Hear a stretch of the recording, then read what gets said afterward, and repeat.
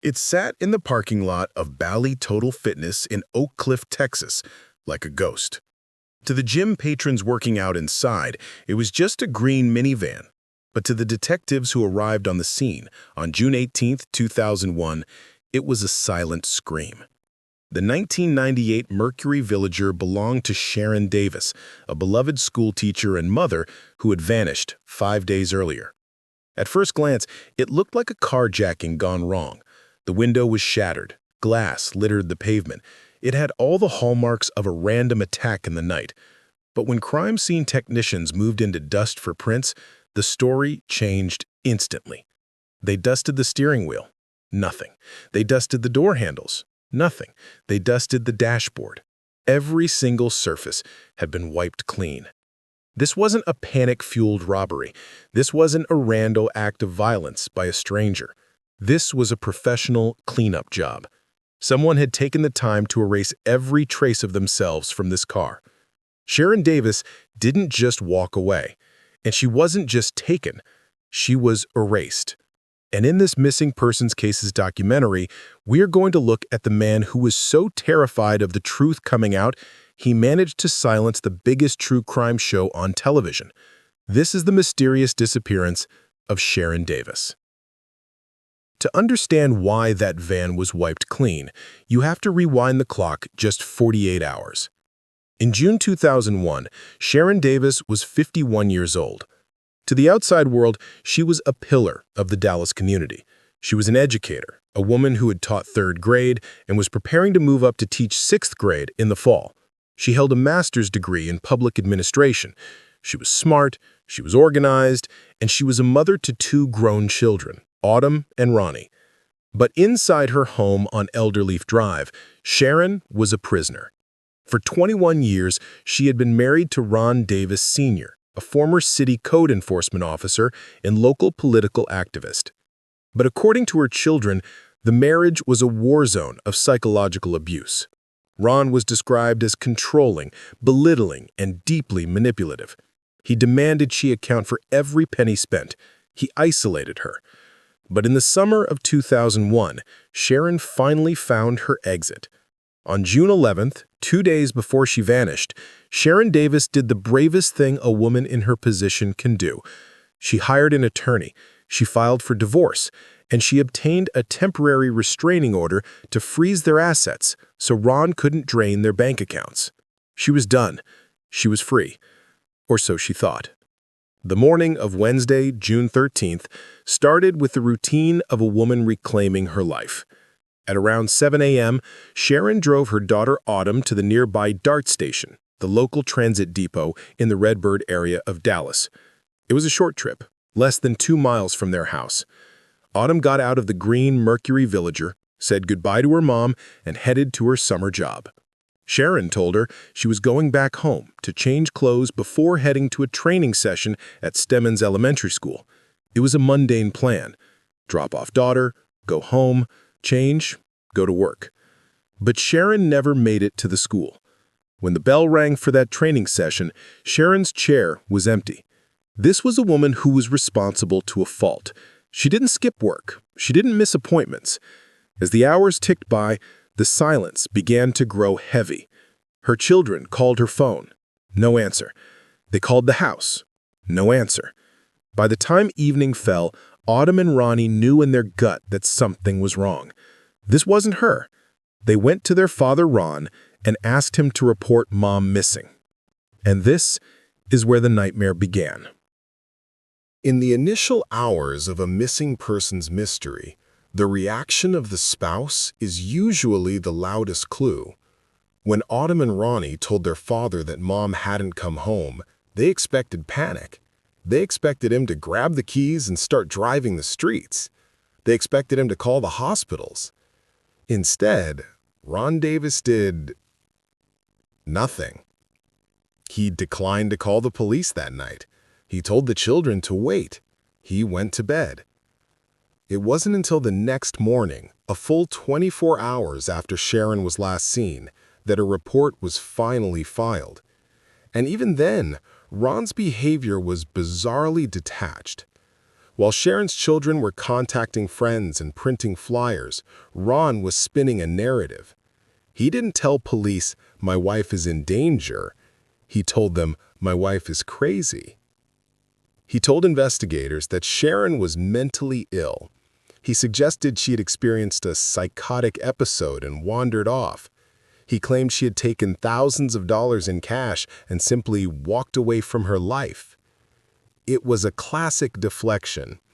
In unsolved missing person cases, if you can convince the police that the victim left voluntarily, the investigation stalls. The urgency evaporates. But the family wasn't buying it. Sharon's relatives, her friends, her co-workers, they all said the same thing. Sharon was not mentally ill. She was stressed, yes. She was escaping a bad marriage, yes. But she was grounded. She was sane. And the runaway theory had massive holes. Sharon had filed for divorce to get custody of the house and assets. Why would she run away 2 days later and leave everything behind? Why would she leave her children, who she was fiercely protective of? Ron also claimed she had a drug problem or was associating with drug dealers. Again, zero evidence. It seemed like he was throwing every possible stereotype at the wall to see what would stick, desperate to paint his wife as unstable. For 5 agonizing days, the Davis children searched for their mother, while their father sat back. And then, the call came from the gym. On June 18th, the green Mercury Villager was found. It was parked at the Bally Total Fitness, less than a mile from the Davis home. Sharon was a member there, but records showed she hadn't swiped her card in weeks. The scene looked staged. One window was smashed, suggesting a struggle or a robbery, but nothing of value appeared to be taken in a way that made sense. But the forensic evidence, or the lack of it, is what chills the blood. As we mentioned, the car was wiped. And I don't mean it was clean. I mean it was sanitized. Think about your own car. It is covered in your fingerprints. The steering wheel, the radio volume knob, the rearview mirror, the seatbelt buckle. These are things you touch 100 times a day. For Sharon's prints to be missing from her own driver's side door, someone had to take a cloth and systematically wipe down every inch of that interior. A random carjacker doesn't do that. A drug dealer in a panic doesn't do that. That is the behavior of someone who is calm, calculating, and terrified of leaving forensic DNA. This discovery changed the classification of the case. This wasn't a runaway mom anymore. This was endangered missing. This was foul play. The location of the car was also telling. It was found less than a mile from Ron Davis's house. A healthy man could walk that distance in 15 minutes. Detectives now turned their full attention to Ron. They wanted to interview him. They wanted to search the house. They wanted answers. But Ron Davis had one more card to play. He stopped talking. He hired a lawyer. He refused to let police search the home immediately. He refused to take a polygraph. He essentially walled himself off inside the house on Elderleaf Drive while his wife's family stood outside begging for answers.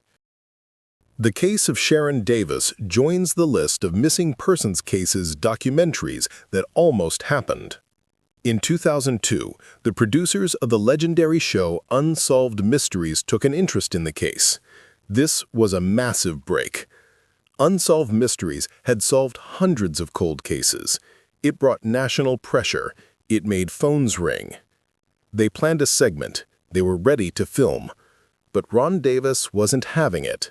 Most innocent husbands would beg for national coverage. They would plead with the camera, "Please, help find my wife." Ron Davis did the opposite. He sent a letter to the producers of Unsolved Mysteries. It was described as accusatory and threatening. He essentially bullied the production, implying legal trouble if they aired the story. And it worked. The segment was canceled. Ron Davis had successfully killed the story. He denied his wife the one chance she had for a national spotlight. He chose silence over answers. Back in Dallas, the walls were closing in, but not tight enough. Sharon's son, Ronnie, was done with the lies. In September 2001, he drove to the family home to confront his father. He demanded to know where his mother was. The argument turned violent. Ronnie alleged that his father threatened him, leading to a physical altercation. Ronnie tried to get the legal system to intervene. He hoped that an assault charge or a grand jury investigation would crack his father's silence. A grand jury convened. They looked at the circumstantial evidence, the divorce, the abuse, the wiped car, the lies. But in the American justice system, you generally need a body to prove a murder, and Sharon Davis was nowhere to be found. The grand jury declined to indict Ron Davis. He walked out of that courthouse a free man. The story of Sharon Davis is one of the most infuriating missing people who were never found because the puzzle pieces are all there, they just don't fit into a courtroom. Ron Davis Sr. died in 2013. He took his secrets to the grave. He never confessed. He never cracked. He died maintaining the lie that his wife had simply run away. Today, Sharon's children are left with a silence that is louder than any scream. They lost their mother to a disappearance and their father to suspicion. They have stated publicly that they believe their father was responsible for her death. This case remains open. It is an unsolved missing person case that hangs over Dallas like a shadow. Theories are scant because the timeline is so tight. Theory 1. Ron intercepted her when she returned home from the DART station to change clothes.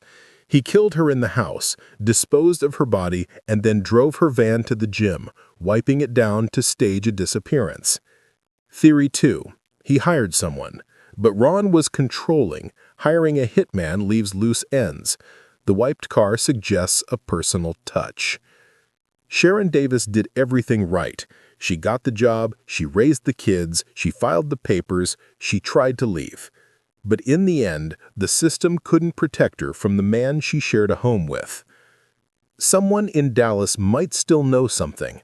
Maybe Ron asked a friend for help with a car. Maybe he was seen in that gym parking lot that night. If you have any information, please contact the Dallas Police Department. Sharon was silenced. The TV show was silenced. But we don't have to be. What do you think happened in that short window between the DART station and the training session?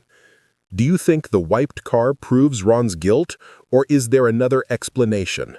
Let me know in the comments. And if you want to support people that went missing and ensure their stories aren't erased, please like this video and subscribe.